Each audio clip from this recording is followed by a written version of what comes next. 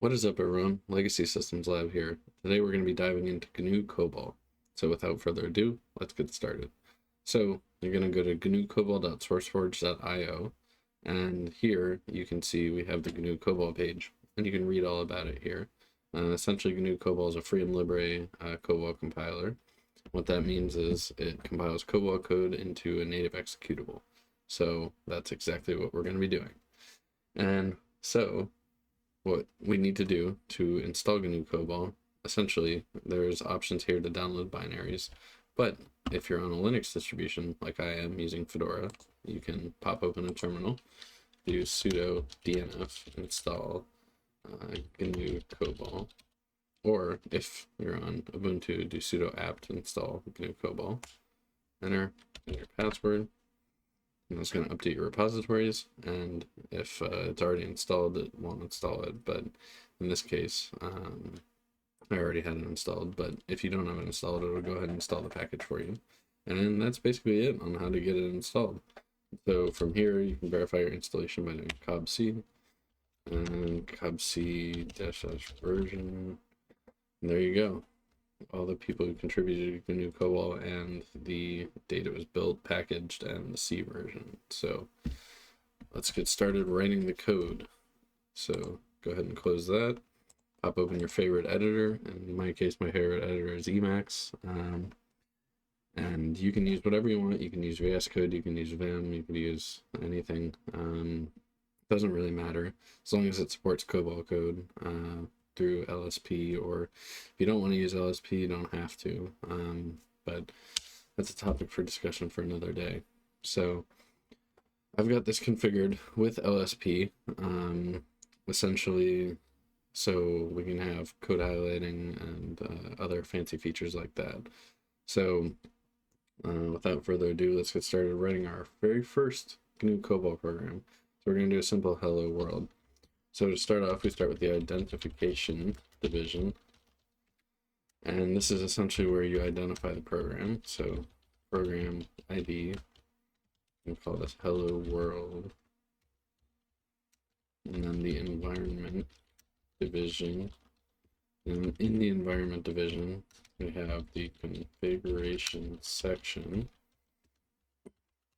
And here in the configuration section, we tell the COBOL compiler what the source computer is going to be.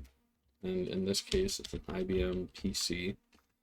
And that is the computer where the source code is written. And then the object computer, which is also an IBM PC. And yeah, that's the target computer, essentially where you're building the code to. So once you do that, we're going to do the data division, and then the working storage section, which is essentially where the data elements are declared. So in this case, we're going to do O1 WS hello world. If I could spell right, that would help. And for this, we're going to do a picture clause, which is how you declare essentially the data type. And it's going to be X. We're going to do 20 characters.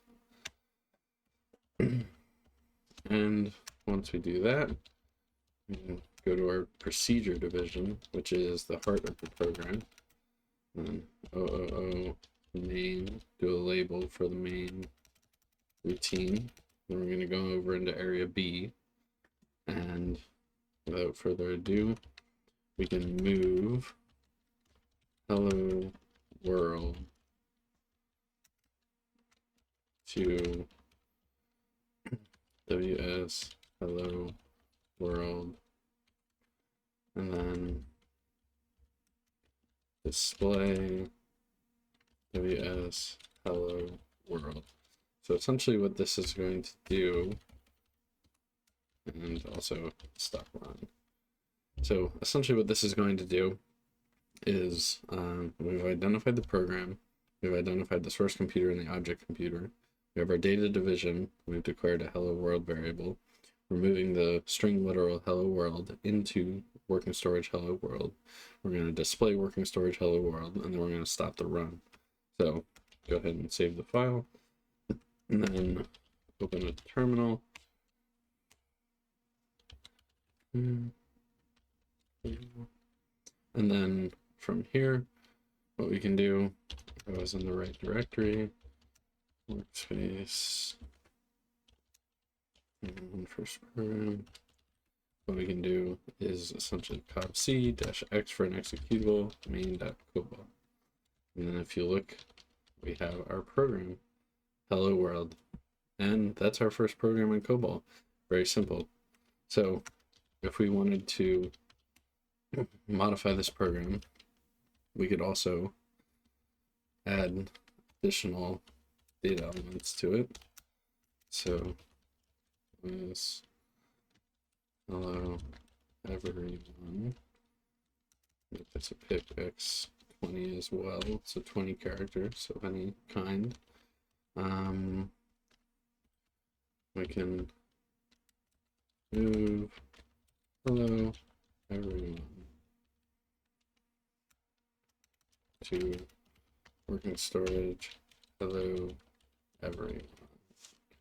And what we want to do is also display ws hello everyone. And what you can also do is display string literal. So hello LSL. And we're going to go ahead and save this, and then open the terminal. And then from here, c main.cobol, and /main to run it. Hello everyone, hello world, hello LSL. So that's pretty much the ropes for first COBOL program. What we can also do, just one more thing before we go, can accept data into a field. So we can do user input pick x20, so accept 20 characters, and then accept various user input, and then display various user input. And for the sake of this, we'll delete these guys.